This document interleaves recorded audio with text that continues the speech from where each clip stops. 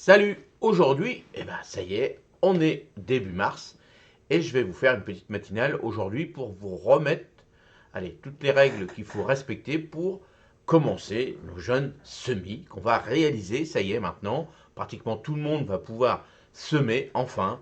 Donc, bien sûr, il y aura toujours une quinzaine de jours de décalage par rapport à certaines régions, mais voilà, je vais faire un petit rappel de tout ce qu'on a besoin pour commencer nos semis parce que ça y est, enfin, on va pouvoir réaliser tout ça. Je vous montre tout ça avec ce petit article. Alors, on va refaire un petit rappel. Le matériel nécessaire. Pour commencer, assurez-vous d'avoir tout le matériel nécessaire.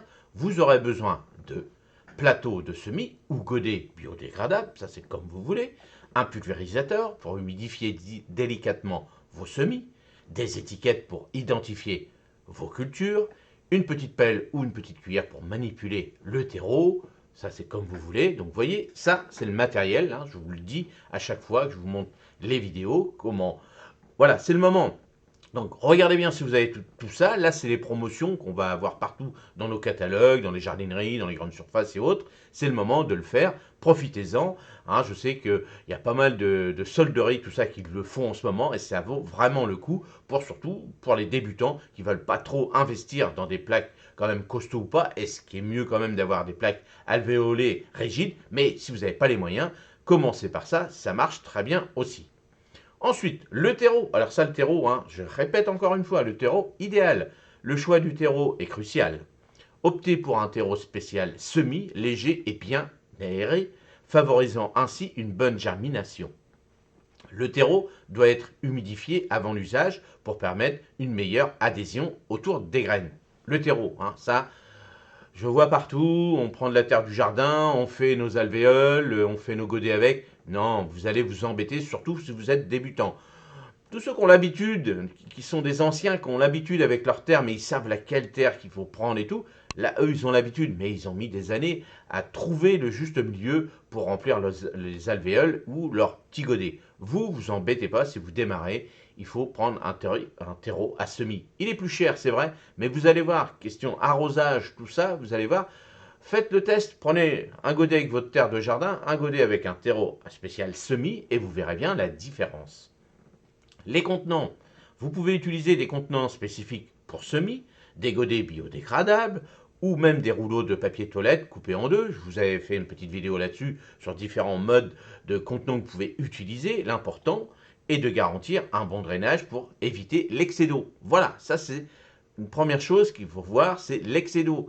Et surtout, si vos godets et autres, tout ce que vous allez utiliser, vont bien garder la terre, l'excès d'eau, si ça ne va pas trop sécher le terreau, tout ça, vous voyez, ça c'est important. Mais utilisez et essayez surtout faire des tests avec tout ça et vous verrez, après vous allez trouver votre petite technique qui correspond à vos propres jardin, propre environnement, et ça, il faut tester partout. Il y a les caisses aussi en polystyrène, il y a tout ça, il y a des petites caisses en plastique, des caisses en bois. Vous voyez, vous allez utiliser tout, vous allez tester, puis par vous-même, vous allez vous rendre compte si c'est la meilleure utilisation pour vous.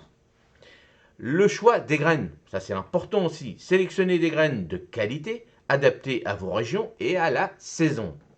Pensez à la biodiversité, variez les espèces et les variétés. N'oubliez pas de vérifier la date de péremption sur les paquets. Ben oui, parce que des fois on va aller dans les solderies, puis on se dit tiens, on va aller jeter des petits paquets de graines, et puis on ne se fait pas gaffe, on ne regarde pas la date derrière, puis en fin de compte, des fois les malins, hop, c'est déjà périmé. Bon, si ça vaut 10 centimes le paquet, c'est pas très très grave, mais bon, c'est quand même décevant de faire tout ça préparer, le matériel hétéro et autres, et puis semer quelque chose, puis qu'on voit rien venir.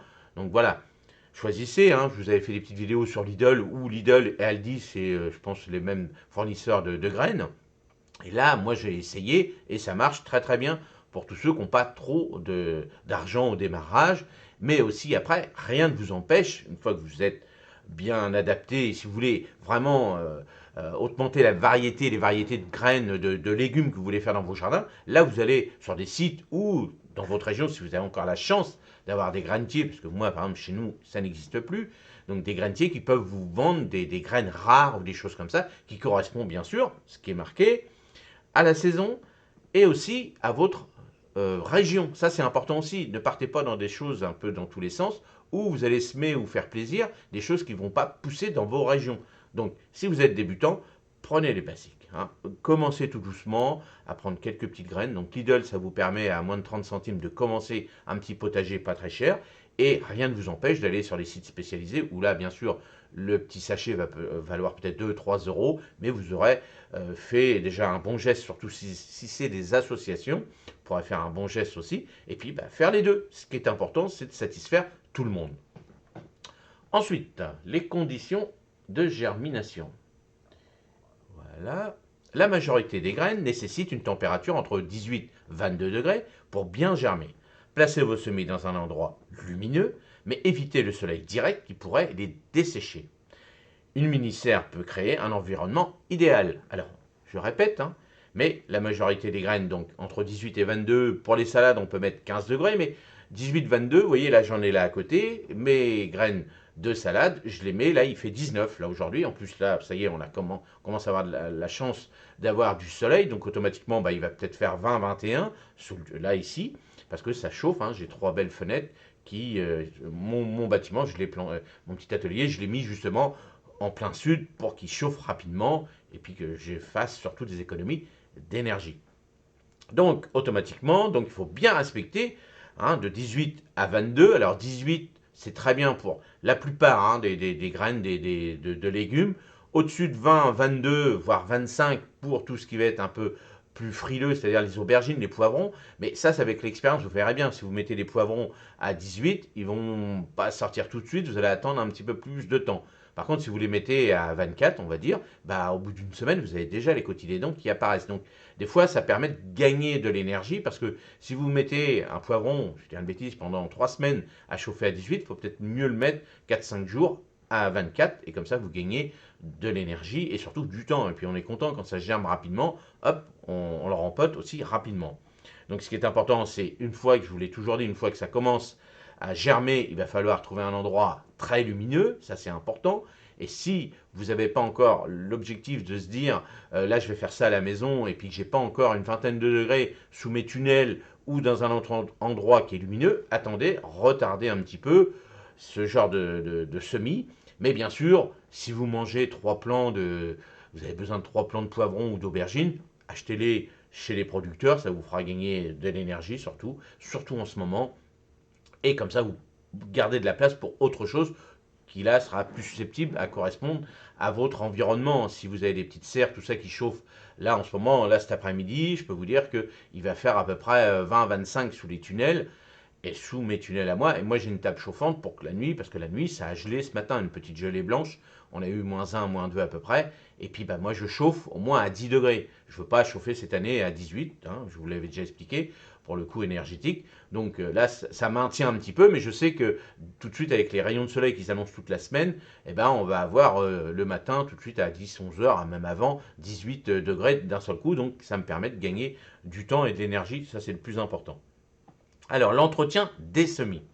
L'humidité est le meilleur allié, mais l'excès d'eau est l'ennemi. Utilisez un pulvérisateur pour maintenir le terreau humide sans le détremper. Surveillez également la température et l'exposition à la lumière. Vous voyez, ça c'est important. Si vous n'êtes pas équipé, vous embêtez pas. Faites un petit coin dans votre maison, testez, regardez, démarrez. Soyez pas impatient de se dire je vais tout faire d'un seul coup. Non. Après, vous allez être déçu. Ça, c'est hyper important. Achetez une petite mini-serre, vous savez, ça vaut 2 euros ou 3 euros. Faites quelques petites semis dedans, quelques tomates que vous faites. Et puis si vous les ratez, vous pourrez acheter des plants chez les producteurs. Mais amusez-vous, ça c'est le plus important. Mais ne partez pas tout de suite si vous connaissez rien du tout à réaliser des semis, à acheter des lampes, des machins, des bidules. Si vous n'avez pas le temps de vous en occuper, c'est les enfants, hein, les semis. Il faut être tout le temps dessus. Regardez tout ça. Et ça, c'est important. Si vous achetez des lampes qui valent une fortune, des tables, des machins, et puis que vous mettez ça dans vos maisons, voilà, vous allez peut-être embêter un peu tout le monde. Donc, voilà, tranquille. Et puis, c'est ce qu'on va dire là maintenant. La patience et l'observation. Les semis sont une leçon de patience. Chaque plante a son rythme de croissance. Observez vos semis chaque jour pour ajuster les soins selon leurs besoins. N'oubliez pas de les acclimater progressivement avant de les transplanter à l'extérieur. Voilà ce que je viens de vous dire. Faites attention, soyez patient. Le monde du jardin, hein, c'est une bouffée d'oxygène, c'est pas la course à l'échalote. Si vous voyez les vidéos où les gars ils ont déjà des plants et tout, bah tant mieux pour eux, mais on s'en fiche. C'est d'abord notre propre jardin. Voilà, on dit toujours quand on passe à la caisse dans un supermarché, on sait ce que les personnes vivent, mangent, parce qu'on regarde un peu la variété d'aliments qu'ils ont achetés dans leur caddie, dans le magasin, et on sait ce qu'ils mangent pas. Et ben dans le potager, c'est pareil. Faites vos légumes que vous adorez, et ça c'est important. Et surtout, soyez patient et prenez du bon temps. Et la conclusion, les semis sont le premier pas vers un jardin florissant. En suivant ces étapes, vous mettez toutes les chances de votre côté pour une saison de jardinage réussie. Rappelez-vous que chaque graine est un futur cadeau de la nature. Traitons-les avec soin et attention. Voilà, tout simplement. Regardez quand vous avez démarré pour les anciens, quand au début on se met quelque chose et puis qu'on avait déjà, même sur 100 plans, on avait déjà que la moitié, on était content. Moi, quand j'étais gamin, j'ai commencé de, mes premiers semis de radis. Bah, j'étais content quand j'ai eu mes 20 ou 30 radis que j'ai ramenés à la maison. Bah, j'étais super fier. C'était mes premiers trucs. J'avais un petit coin de jardin dans un coin, vraiment. Je savais rien du tout. Et puis ça a poussé, j'étais super content. Donc c'est ça que moi je veux vous transmettre. Que une graine, bah, c'est un cadeau de la nature. Et ça c'est vrai. Et profitez-en. Alors, ce qu'on va faire tout au long de ces matinales, là, je vais vous expliquer tous les petits problèmes, puisque là, c'est parti, on va vraiment commencer tout ce genre de semis. Je vais vous dire un petit peu bah, tous les aléas de ce genre de semis, c'est-à-dire on va parler, donc là j'ai les noms, la fonte de semis, les chenilles, les invasions printanières, donc aussi tous les taupins, on va parler aussi de tout ce qui va être, vous voyez, tous les petits problèmes qu'on peut rencontrer lors de l'heure qu'on sème, bah, il faut trouver, bah, regarder tous les jours ce qu'on doit faire.